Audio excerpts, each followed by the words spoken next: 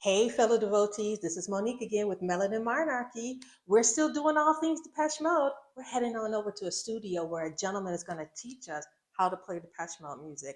I love it. I know you're going to love it. Come on, let's go.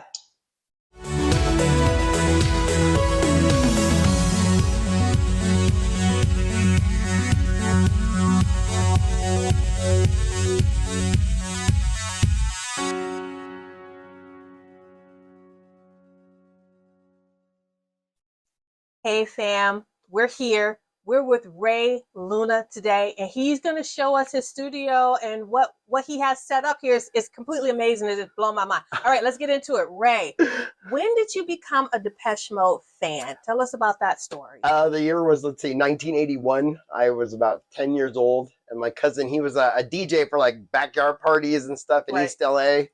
And back then he was playing a lot of like Roxy music and Soft Cell, OMD, things like that. Yeah. And then I remember he had a single for Dreaming of Me and New Life. Oh, that's way back. Yeah. So that was like the first thing I'd ever heard, I think, was New Life. Okay. There was a little baby on the cover with like his eyes were blacked out. I remember being fascinated by this little baby. So we put it on.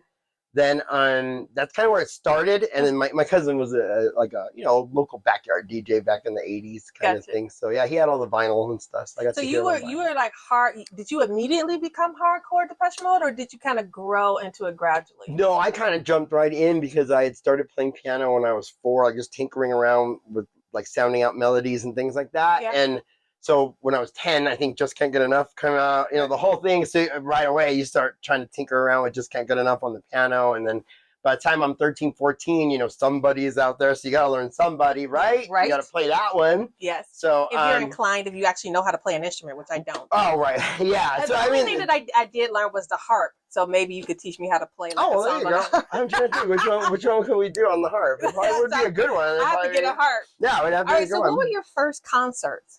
Oh, Depeche Mode. No, my first concert was Depeche Mode. I wanted to go in '84, but I was too young. They wouldn't let me. Okay. My mom wouldn't let me. But I went to '86 at the Forum. Okay. And so do we have a T-shirt? Yes, okay, we actually do. This is it. It's not this one. It's okay. So let's show that one. That one's at the. It's so beat up, but this is from 1986 at the Great Western Forum. All right, you guys. If you still have your shirt. Let's lift it up a little bit. Hold it up. So if you still have your shirt, let me know. Send me a picture. I would love to see your shirt as well. Okay. Let's turn it around. 86. Look at that. Oh, it's just all paint on it and stuff. That's back when I didn't know you're supposed to take care of them. I still don't actually. But yeah, the funny story with this concert, if you want to hear it. Definitely. So in that book there's a stack of flyers. So let's find it. For those of you in the know, us old fans, we used to watch a VHS tape of The World We Live in live in Hamburg. Okay. And especially when you were trying to learn Somebody, for those of you who played the piano, I tried to learn it by watching that video over and over. And that video, they had a special deal on the way out of the Black Celebration concert at Tower Records. They had, $2 off, a big whopping $2 off The World We Live in live in Hamburg. Let's show it again to everybody. Right?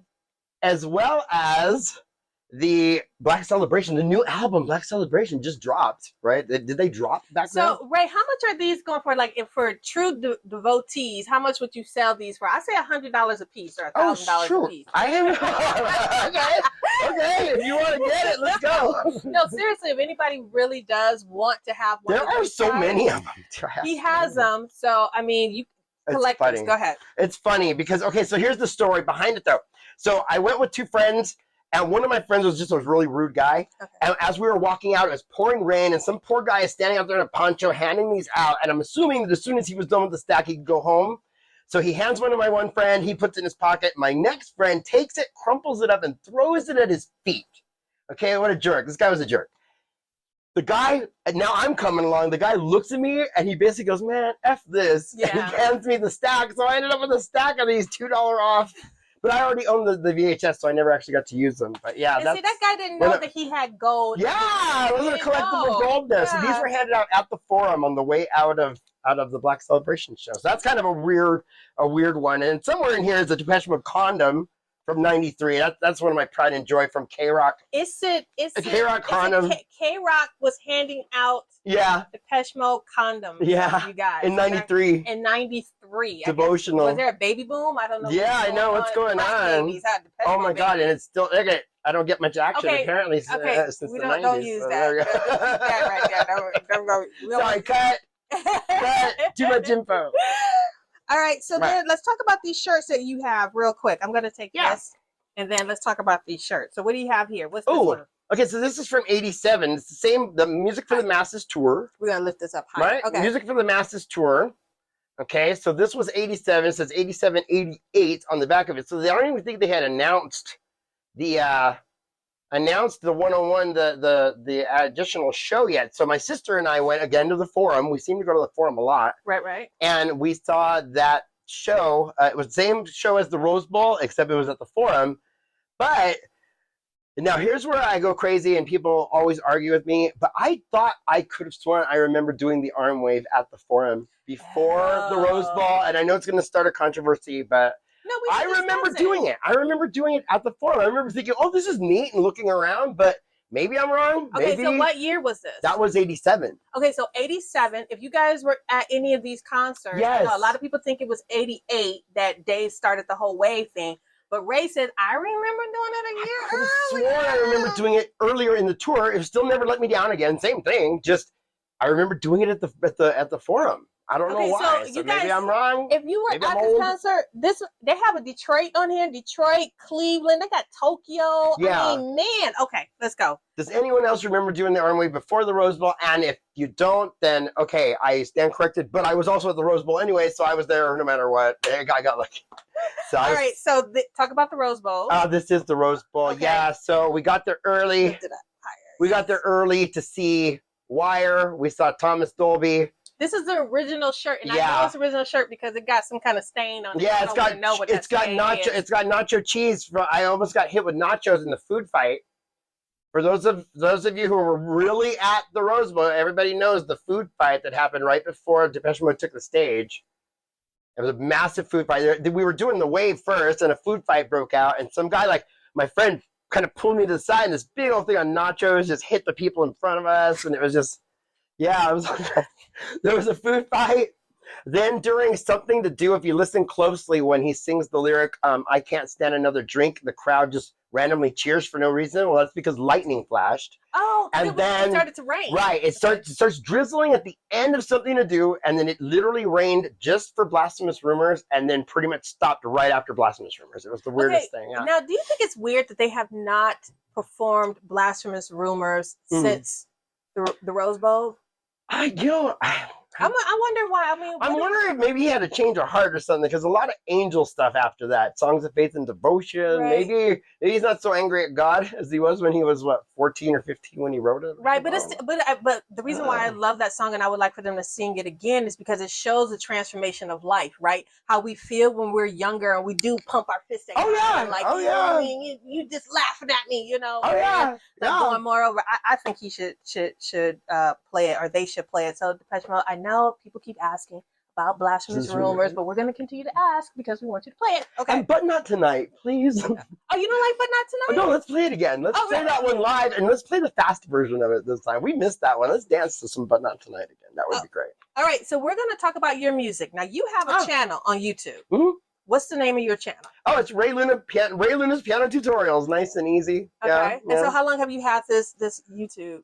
Okay, so technically it's been up for like 12 years, but that was my sister wanted to learn behind the wheel. Okay. And she plays the piano as well. And she's like, hey, teach me behind the wheel. And I didn't have a way to like send her the file. So I'm like, hey, I'll tell you what, I'll just upload it to YouTube. Okay. So I uploaded it to YouTube, and then I didn't even think about it. And then years later, I looked at it, and it was like 65,000 views. And it just walks you through how to play the song. And it was really terrible. It was done on my phone, and it's all over the place. It was not professional at all. It was terrible. But I mean, it works. And a lot of people learned the song, and a few people sent me the link, or they did covers of it. So Von George, right? Von George kind of does some stuff, and my brother Von, shout out to me. He calls me his Chips brother because I'm Punch and he's John. That's what he says. Because of the somebody said that he looked like Larry Wilcox from Chips, and they were saying I look enough like Eric Estrada, maybe a little thinner, hopefully. Right. And hopefully. And so we call each other Chips brothers. Yeah, Von George, he's my buddy. I love him. We got to get you guys together so we can have a Chips picture. So for sure. Von come this way to the States, or we'll go ahead and send you out. Oh yeah, we had a plan. Like if he ever comes, we're gonna rent the cop outfits and put them on and take a picture together. So, yeah, we talked about that. Yeah. He's actually really cool. Some of Brian Griffin's prints are right there, but I got to get them framed right, and I want to put them up here on the wall. Okay, you hear that, Brian? Brian Griffin, I still have your prints, but I want to do them right, so I want to give you the honor. All right. So I got to meet him on a Zoom meeting. So oh, really? Yeah. Okay. So we're going to go ahead and start with the music. We're going to do some music stuff right now.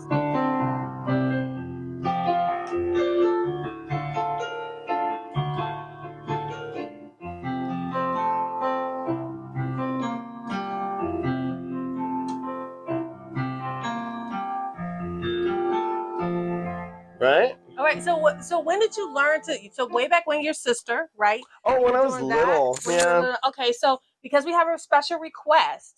We have a special request for "Shake the Disease." Can we do that? Yeah, we'll do "Shake the Disease." Okay, it's my favorite song. It's my favorite Depeche Mode song. So I learned this one when I was like 15. Okay. We'll do a more acoustic version, right? We'll do that little because so we can do it. See that Ray has like a lot of stuff here. This is his own. Okay. I think it sounds okay. Hopefully. Here we go.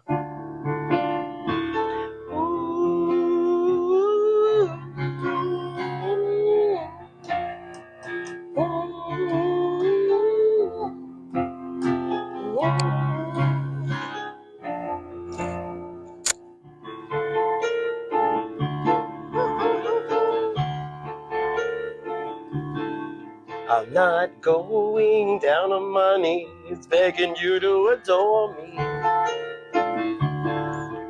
Can't you see it's misery and torture for me? When I'm misunderstood, try as hard as you can. I've tried as hard as I could to make you see how important it is for me. Here is a plea from my heart to you. Nobody knows me as well as you do. You know how hard it is for me to shake the disease that takes hold of my tongue in situations like these. Understand me. Understand me. Understand me. Understand me. So have you learned any of their new stuff? Oh yeah. Okay, so I've been working on Wagging Tongue and I'm so proud of it. Okay, see, everybody talks about Wagging Tongue, but has anybody talked about Soul With Me? Ooh, okay. Okay, so what's up? These are some jazz chords, people. Okay. Soul With Me, I was trying to work on it like a week ago, and Peter Gordino is a jazz pianist and he's amazing. I'm going to need some time. Okay. They are complicated 13th, add 9s, add 11. I mean, this is like, he must have played in church because he's played some gospel blues and gospel jazz. I call it like an electronic gospel song. Yes, it is an amazing song. I am working on it though. So for my channel, I am working on it. So but we can't get like a 2 notes, 1 note. Okay, so we'll do something later. Okay, so when is everybody doing Wagging Tongue? Is that why everybody's doing Wagging Tongue? Really? Because it's so easy, huh? Yeah. So do a little bit of Wagging Tongue, because if people want to learn how to do Wagging Tongue, what should they start off with? What key should they start off with? Okay, so the key of the song, I believe, here is in, let's see here, what are we in? E flat. So it goes to B. It goes to B. Right. I don't know if you can see my hands, so. But see how in the live stream how you can see it. Yeah. So. You could actually shoot that too if you wanted to, but right? So to E flat. So you're starting B flat to E flat, basically. Oh, I'm sorry, it goes. Then you won't do well to silence me with your words or wagging tongue, with your long, tall tales of sorrow. Your song let to be sung, and I won't be offended if I'm left across the great divide. Believe me, they will follow just to watch another angel die. Watch another angel die. Right? Something like that. Then you get to the solo, right? It's like. So you guys, I'm watching Something like it that, on the right? screen. So yeah, she's seeing the lesson on the screen. Yeah, I can see it on the screen. So when will your next video be out on your YouTube channel? Okay. Teach people how to. Yeah, so what we did, I took a time off. I'm rebranding the channel and I'm starting over. So I'm refilming some of the older lessons right now, but we are coming back with, I want to say within another month. Then the reason why the month is because I have to edit it, but I'm starting with a little halo, a little question of time. Right, and then we're gonna do what's the other one? Useless, right?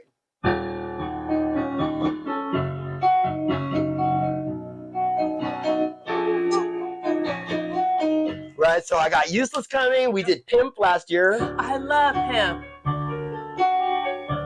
That is amazing.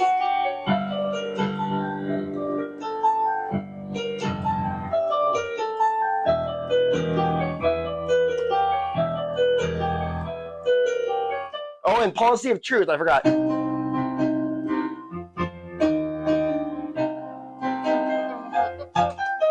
So we're gonna learn all those songs on the channel coming up. Yeah, sorry, I am so like me too. But hot. learn Tora Tora for me. Oh, I would love that one. Dom. Oh, I used to. I'm part of it. Oh, I so want to learn that one. For me, but Ray, thank you so much.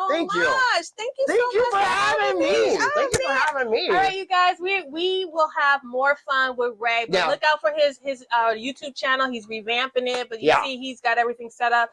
And anything you want to say to the fans who are learning, devotees who are learning songs, what one thing would you tell them to do? Okay, so the reason I started the channel, there's a lot of good covers out there. There's a lot of good tutorials out there. But come to my channel, I basically walk you through the song. And that way, if you want to program it in Logic, you don't have to play it exactly left hand and right hand all the time. It's a lot easier. You just learn the songs in parts and then just record them and then play the right hand by itself and loop the left hand. So anything you can put into the computer now is so much easier. Just come onto my channel, check it out, and I'll teach you all the parts individually, and then you just make them into loops and you're good to go. All right, that's Ray Luna, you guys. You got to hear from an original Depeche Mode before they were devotees. Here. OG. Seriously. Right. No, but Southern California, we really took to Depeche Mode we were the first. We really took to them. Well, see, that's what we're doing is because there are communities in other cities and other places, and I know Germany is great, and France is great, and certain places, England and certain places, but here in the States, you can do the same thing. You can go ahead and look at the people around you in your community that are big Depeche Mode fans. Get together and you guys bring it together. And contact me. Contact us. Contact Monique of Melanin Monarchy, and we'll help you. We'll help you get your community, your Depeche Mode community together. All right, Ray. Say goodbye. All right. Everybody. Thank you so much. Thank you, devotees. Thank you. We'll see you. Bye.